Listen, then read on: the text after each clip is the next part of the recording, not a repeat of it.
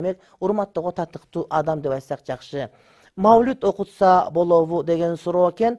Азыр мына ошол пайгамбар алейхиссаламдын туулуп өскөн айынын этектеринде турабыз, ошол айдын жыйынтыкталуу аземинде турабыз, урматтуу бир тууганым.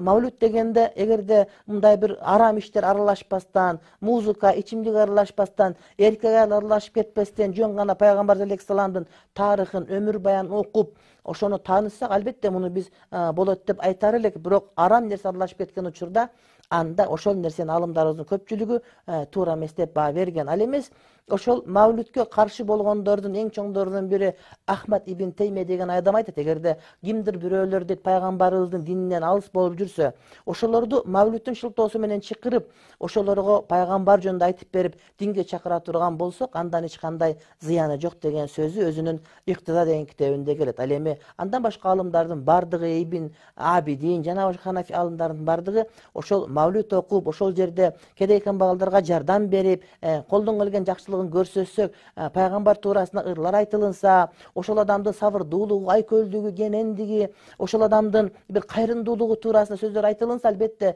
мына ушул нерсени алымдарыбыздын көпчүлүк бөлүгү Ибн Хажар Аскалани, Имам Суюти мисалы үчүн ушулардын бардыгы жакшы деп айткан. Бул жөнүндө дагы ошол Мавлүт бидат деген чоң макалабызда баяндап айтып бергенбиз. Далил катарында айта турган болсок, Пайгамбар алейхиссаламдан сурашкан, сиз эмне үчүн ар дүйшөмбү орозо кармайсыз дегенде, мен ошол дүйшөмбү күнү туулгам деп жооп берет. Демек, пайгамбарыбыз өзүнүн туулган күнүн ошол күндө орозо кармап, Кудайга шүгүрчүлүк айтып белгилеген деп айтсак, албетте бул нерсени биз мындай бир чектен чыкпаган болгон болуп эсептелебиз.